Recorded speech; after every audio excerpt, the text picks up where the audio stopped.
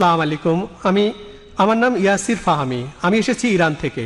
আমি যেটা জানতে চাই, আপনি নিশ্চয়ই সালমান রুশদির স্যাটানিক ভার্সেস পড়েছেন। একজন মুসলমান হিসাবে কেউ বইটা পছন্দ করবে না। আপনি কি মনে করেন যে ইমাম খোমেনি যা করেছিলেন তিনি কি ফতোয়াটা দিয়ে ঠিক করেছিলেন? এটাই আমার মূল প্রশ্ন। ইমাম খোমেনি যা করেছিলেন ফতোয়া জারি সালমান রুশদির বিরুদ্ধে, সেটা কি ঠিক ছিল? আপনি প্রশ্ন করেছেন সালমান রুশদি সম্পর্কে ইমাম খোমেনি যে ফতোয়া জারি করেছিলেন সেটা ঠিক ছিল কিনা। আমার প্রশ্ন হচ্ছে, কেন ইমাম খোমেনি ফতোয়া জারি করলেন 1 বছর পরে? যে দেশ সবার আগে সালমান রুশদির স্যাটানিক ভার্সেস নিষিদ্ধ করেছিল সেটা ইন্ডিয়া। আর আমি এই কাজটার জন্য রাজীব গান্ধীকে অভিনন্দন জানাই। কেন ইমাম খোমেনি সালমান রুশদিকে হত্যা করার ফতোয়া দিলেন 1 বছর পরে? কারণ তাকে নিয়ে কোনো খবর হচ্ছিল না। সবই রাজনীতির খেলা। আপনি যদি ফতোয়া দিতে চান আপনি সেটা দেবেন। বইটি পৃথিবীর বিভিন্ন দেশে সমালোচিত হয়েছে, অনেক দেশ নিষিদ্ধ করেছে, আর তিনি ফতোয়া দিলেন তাকে হত্যা করতে হবে। ঠিক না ঠিক সেটা পরের কথা। এটাই হচ্ছে রাজনীতির খেলা, রাজনৈতিক সুবিধা, এইসবই রাজনীতির খেলা। কিন্তু রাজীব গান্ধী যা করেছিলেন হয়তো তিনি এটা জানতেন না। আমি আগেও এই স্যাটানিক ভার্সেস নিয়ে কথা বলেছি, যদিও বইটা ইন্ডিয়াতে নিষিদ্ধ। আমি বইটা পড়েছি। হয়তো জানেন সালমান রুশদি বলে যে সে মুসলমান ছিল, সে কাউকেই বাদ দেয়নি।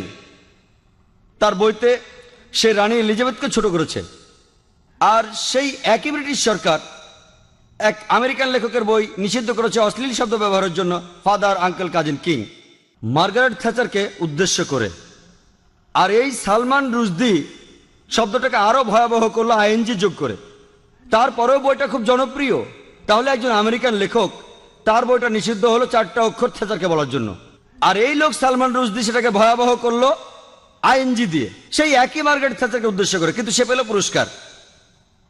কেন? কারণ সে ইসলামের নিন্দা করেছে। এতে তারা খুব খুশি। আর আপনি কি জানেন সে বাদ দেয়নি রাম সীতাকেও? এদেরকে শ্রদ্ধা করে বেশিরভাগ ইন্ডিয়ান, তাদেরকেও ছোট করেছে। আমি শব্দটা আর বলতে চাই না। সে তাদেরকেও ছোট করেছে, তাদেরকেও ছাড়েনি। আর অনেক লোকই সেটা সমর্থন করে। তাই রাজীব গান্ধী সম্ভবত জানতেন না, কিন্তু পরে তিনি বইটা পড়ে বুঝতে পেরেছেন যে কাউকেই সেখানে বাদ দেওয়া হয়নি। তাহলে কেউ যদি সব সময় নিন্দা করে, পবিত্র কোরআনের সূরা মায়দার 33 নম্বর আয়াতে উল্লেখ আছে যে যদি কোনো ব্যক্তি আল্লাহর বিরুদ্ধে যুদ্ধ করে, আর তার নবীর বিরুদ্ধে, অনেকগুলো পদ্ধতি আছে।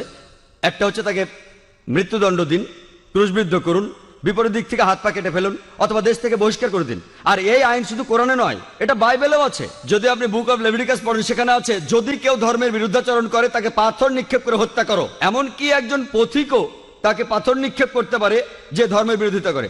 তাহলে এই আইন সব ধর্মগ্রন্থে আছে, শুধুমাত্র ইসলামে নয়, বেশিরভাগ ধর্মগ্রন্থেই এ কথা আছে।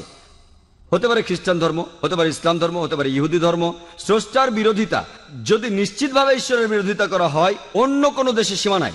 আমরা এখান থেকে ফতোয়া দিতে পারি না যে তাকে হত্যা করা হবে ইত্যাদি। যদি সেই দেশে ইসলামের আইন থাকে, কেউ স্রষ্টার বিরোধিতা করলে তার জন্য নির্দিষ্ট আইন এবং কিছু নিয়ম কানুন আছে। কিন্তু রাজনীতিবিদরা যা করেন, মুসলমান রাজনীতিবিদ হোক অথবা অমুসলমান রাজনীতিবিদ হোক, আমি দুঃখিত, আমি কোনো রাজনীতিবিদকে ছোট করতে চাচ্ছি না, সবাই না হলে আমি বলবো বেশিরভাগ, আপনি দেখবেন তারা নিজেদের সুবিধার জন্য আপোষ করছে। আর ঠিক এই কারণেই বলা হয়ে থাকে যে ধর্ম আর রাজনীতি দুটো আলাদা জিনিস, কিন্তু তারা ধর্মকে ব্যবহার করে হাতিয়ার হিসেবে খ্যাতি অর্জনের জন্য। মানুষ এই কাজটাই করে। আমাদের বোঝা উচিত যে ফতোয়া দিয়েছিলেন খোমেনি, আমার মতে এটা রাজনৈতিক ফায়দা লুটারি কৌশল। কিন্তু বইটা নিষিদ্ধ করেছিলেন রাজীব গান্ধী, সেটা ঠিক ছিল। তিনি নিষিদ্ধ করেছিলেন প্রথম, আর এখন এই নিষেধাজ্ঞা তুলে নেওয়া হচ্ছে। আমি জানি না এই নিষেধাজ্ঞা আছে না তুলে নিয়েছে। এই নিষেধাজ্ঞা তুলে নেওয়ার জন্য দাবি এসেছিল।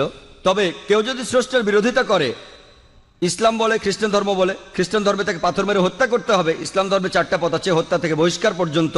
খ্রিস্টান ধর্মে একটাই পথ, শুধুমাত্র পাথর মেরে হত্যা করা। ইসলামের 4টা পথ আছে, বেছে নিতে পারেন। খ্রিস্টান ধর্মে শুধুই পাথর মেরে হত্যা করা। আশা করি আপনি উত্তরটা পেয়েছেন। আমি নেদারল্যান্ডস থেকে এসেছি। এখন আন্তর্জাতিক আইন ও মানবাধিকার নিয়ে কাজ করি। আমার 2টা প্রশ্ন আছে। প্রথম প্রশ্ন হল, যে কেউ মুসলিম ও ক্যাথলিক পরিবারে বড় হয়েছে এবং নিজের ধর্মীয় পরিচয় নিয়ে বিভ্রান্ত, তাকে আপনি কি পরামর্শ দেবেন? বোন, দয়া করে আপনার নামটা আবার বলবেন, আমি স্পষ্ট শুনতে পাইনি। আমার নাম সুরাইয়া। সুরাইয়া? হ্যাঁ। তাহলে আপনি মুসলিম? আমার বাবার দিক থেকে হ্যাঁ। বোনটি খুব ভালো প্রশ্ন করেছেন। তিনি নেদারল্যান্ডস থেকে এসেছেন এবং বর্তমানে আন্তর্জাতিক আইন ও মানবাধিকার নিয়ে কাজ করছেন। তার দুটি প্রশ্ন ছিল। প্রথম প্রশ্নটি হলো, যদি কেউ মুসলিম ও ক্যাথলিক পরিবারে বড় হয় এবং নিজের ধর্মীয় পরিচয় নিয়ে বিভ্রান্ত থাকে, তাকে আমি কি পরামর্শ দিতে পারি? তাহলে আপনার বাবা মুসলিম ছিলেন হ্যাঁ। আর আপনার মা খ্রিস্টান ছিলেন। হ্যাঁ, ক্যাথলিক। ক্যাথলিক। তাহলে আপনি আপনার ধর্মীয় পরিচয় নিয়ে কিছুটা বিভ্রান্ত, তাই না? আপনি জানতে চান কি করবেন। হ্যাঁ।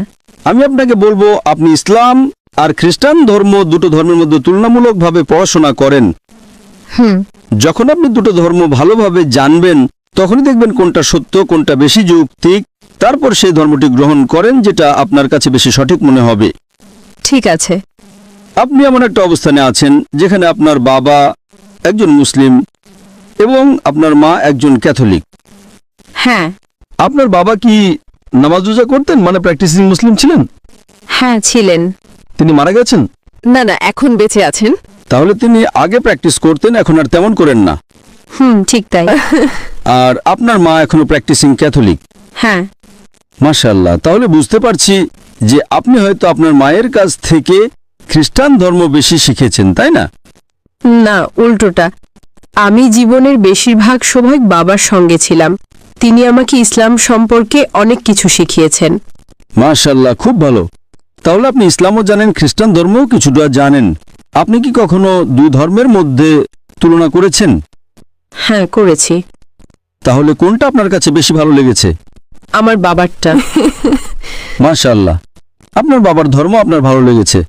বোন, একটা বিষয় খুব স্পষ্ট, যদি আপনি মুসলিম হন তাহলে আপনাকে যীশুখ্রিস্ট আলাইহিসসালাম সম্পর্কে একটুও খারাপ কথা বলতে হবে না।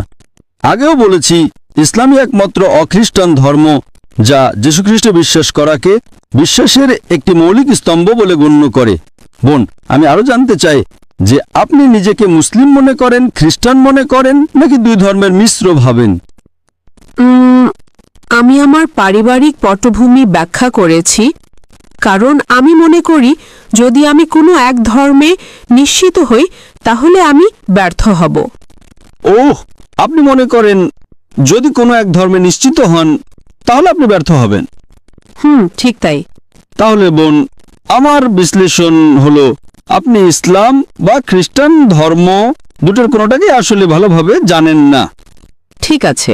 কারণ যদি আপনি সত্যিকারই যে কোনো একটাকে ভালোভাবে জানতেন তাহলে নিশ্চয়ই একটাকে গ্রহণ করতেন। ঠিক আছে। এটা শুধু আমার বিশ্লেষণ, আমি ভুল হতে পারি, আর আমি আপনার অনুভূতিতে আঘাত দিতে চাই না। না না, ঠিক আছে। তবে আমার মতে যদি আপনি সত্যিকারের দুটির যে কোনো একটাকে ভালোভাবে জানতেন তাহলে সেটাতে নিশ্চিত থাকতেন। এখন আসুন আমি বিষয়টা ব্যাখ্যা করি। ইসলামই একমাত্র অখ্রিস্টান ধর্ম যেখানে যীশুখ্রিস্টে বিশ্বাস রাখা ঈমানের একটি অংশ।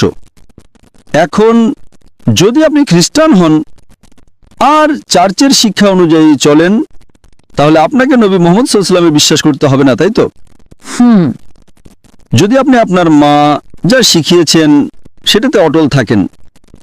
হ্যাঁ। সঠিক? হ্যাঁ।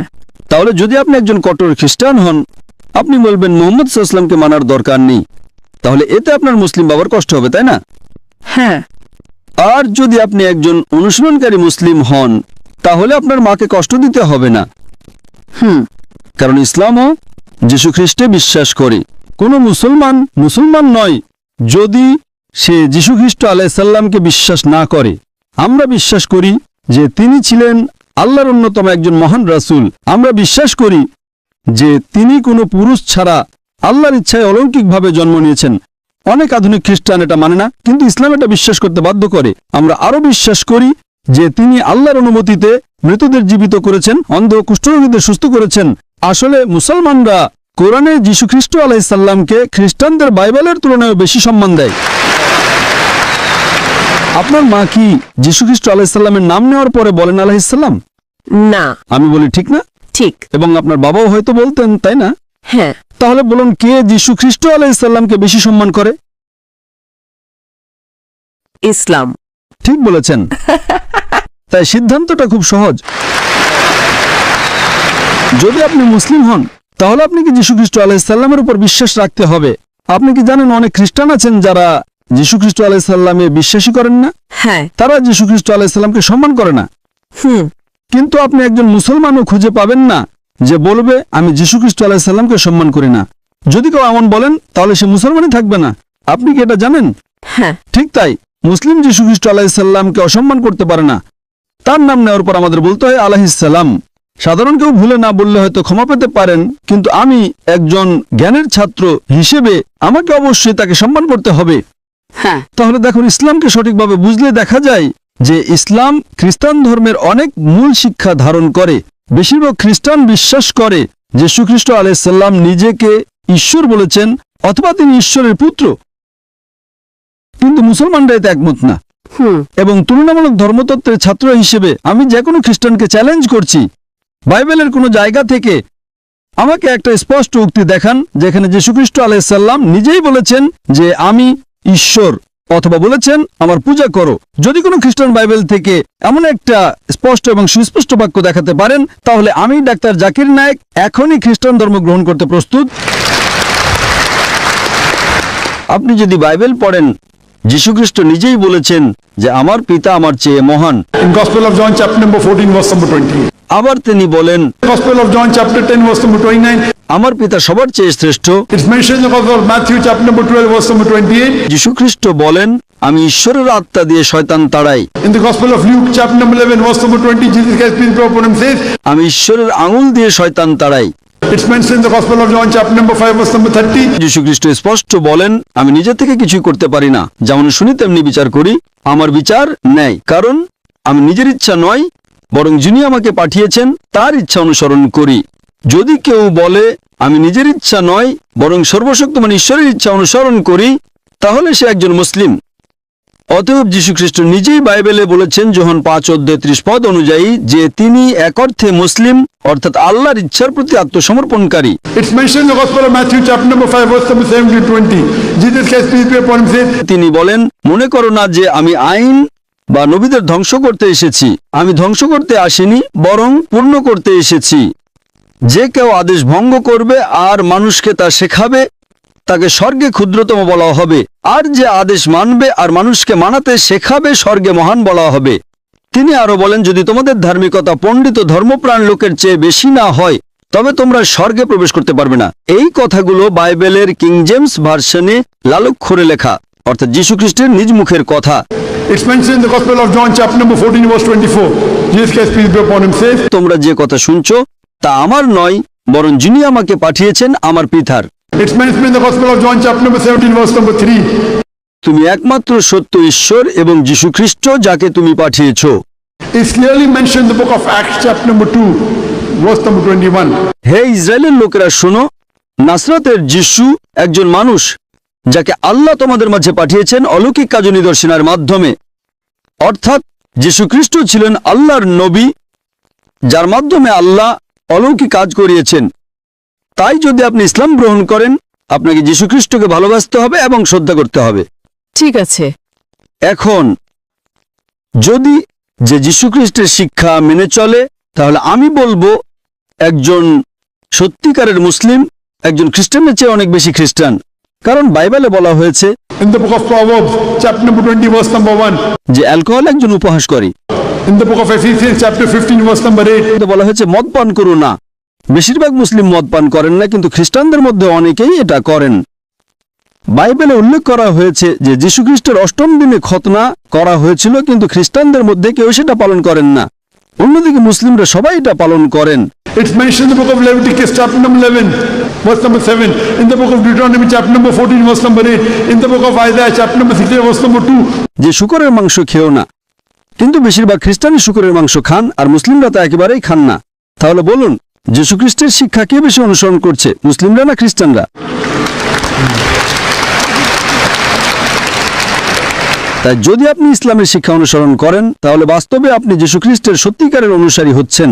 আর হয়তো আপনার মা প্রথমে অসন্তুষ্ট হতে পারেন, কারণ তিনি জানেন না। তখন আপনি বলতে পারেন, মা, আমি একজন ডাক্তার জাকির নায়েকের লেকচারে গেছিলাম, তিনি বললেন, মা, আপনি কি অ্যালকোহল পান করেন? বাইবেল বলে করো না। আপনি কি শূকরের মাংস খান? বাইবেল বলে খেও না। You know, it's mentioned in the book of Deuteronomy chapter number 22, verse number 5. যে নারী যেন পুরুষের পোশাক না পরে, পুরুষে যেন নারীর পোশাক না পরে। It's mentioned in the 1 Timothy chapter number 2, verse number 9. নারীদের উচিত শালীন পোশাকে সংযতভাবে নিজেদের সাজানো, সোনা গয়না বা বিলাসী পোশাকে নয়। আপনি কি মাদার মেরির ছবি দেখেছেন? হ্যাঁ তার মাথা ঢাকা ছিল কিনা? হ্যাঁ। তো মাদার মেরি কি মুসলিমদের মতো নাকি আপনার মা মুসলিমদের মতো? মেরি। আপনি জানেন কোরআনে মারিয়াম নামে একটি সম্পূর্ণ অধ্যায় আছে এবং কোরআন মারিয়ামকে উল্লেখ করে। It's mentioned in Surah Imran chapter 3, verse number 42. وَإِذْ قَالَ الْمَلَائِكَةُ يَا مَرْيَمُ إِنَّ اللَّهَ اصْطَفَاكِ وَطَهَّرَكِ وَاصْطَفَاكِ نِسَاءَ الْعَالَمِينَ। কোরআন মা মেরিকে সকল জাতির নারীদের ওপরে বলে অভিহিত করে। তো কে মা মেরিকে বেশি সম্মান করছে, বাইবেল নাকি কোরআন? কোরআন। তো আপনি কাকে অনুসরণ করবেন, বাইবেল নাকি কোরআন? কোরআন। তো আপনি কেন কোরআন অনুসরণ করছেন না? জি।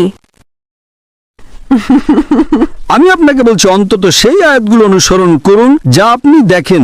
আমি আপনাকে একটা সমাধান দেব বোন, ঠিক আছে? সমাধান, খুব ভালো সমাধান যা কেউ আপত্তি করতে পারবে না। আপনার বাবা মায়ের কাছে যান এবং বলুন যে ঠিক আছে, আমি সেটা অনুসরণ করব যা সাধারণ, যা ভিন্ন হয় সেটা আমরা কালকে আলোচনা করব, ঠিক? হ্যাঁ হ্যাঁ। আমরা যা সাধারণ তা অনুসরণ করি। বাইবেল বলে শূকরের মাংস খেও না, কোরআন বলে শূকরের মাংস খেও না। আমরা শূকরের মাংস খাই না। বাইবেল বলে অ্যালকোহল পান করো না, কোরআন বলে অ্যালকোহল পান করো না। আমরা অ্যালকোহল পান করি না, ঠিক? সঠিক। তো অন্তত আসুন, বাইবেল বলে মাথা ঢাকতে, কোরআন বলে মাথা ঢাকতে। Bible says in the 1 Corinthians chapter number 11, verse 5 to 6.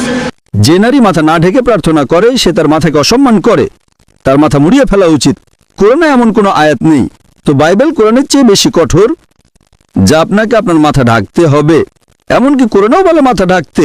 সূরা নূর অধ্যায় 24 শ্লোক 31-এ মুমিন নারীদের বলে তাদের দৃষ্টি অবনত রাখতে এবং তাদের শালীনতা রক্ষা করতে এবং তাদের মাথা ও বক্ষকে আবৃত করতে। তো বোন, আপনি কেন অন্তত দুটি অনুসরণ করছেন না? আপনার পালানোর কোনো সুযোগ নেই এখন, ঠিক? সঠিক। আপনাকে হিজাব করতে হবে। কখন থেকে? সময় হলে। আরে বাইবেল বলছে, কোরআন বলছে, আপনি বলছেন সময় হলে, নাকি আজ? হয়তো আপনাকে একটা কিনতে হবে। আপনি কিভাবে বলছেন সময় হলে? আমি আপনাকে রেফারেন্স দিচ্ছি। আজ থেকে আপনাকে আপনার মাথা রাখতে হবে। আপনাকে অ্যালকোহল পান করতে হবে না, আপনাকে শূকরের মাংস খেতে হবে না, আপনাকে নামাজ পড়তে হবে। আমি লেকচারে বলেছিলাম, ঠিক? আমি লেকচারে বলেছিলাম যে সিজদার ক্ষেত্রে It's mentioned in the Gospel of in the book of Genesis, chapter number 17, verse number 3. যে আব্রাহাম তার মুখের উপর উপুর হয়ে ঈশ্বরের কাছে প্রার্থনা করলেন। It's mentioned in the book of Numbers, chapter number 20, verse number 6. যে মোশি এবং হারুন তারা মুখের উপর হয়ে গেল ঈশ্বরকে উপাসনা করতে। It's mentioned in the book of Joshua, chapter number 15, verse number 4. যেহোশুয়া তার মুখের উপর উপর হয়ে ঈশ্বরকে উপাসনা করলেন। It's mentioned in the Gospel of Matthew, chapter number 26, verse 39.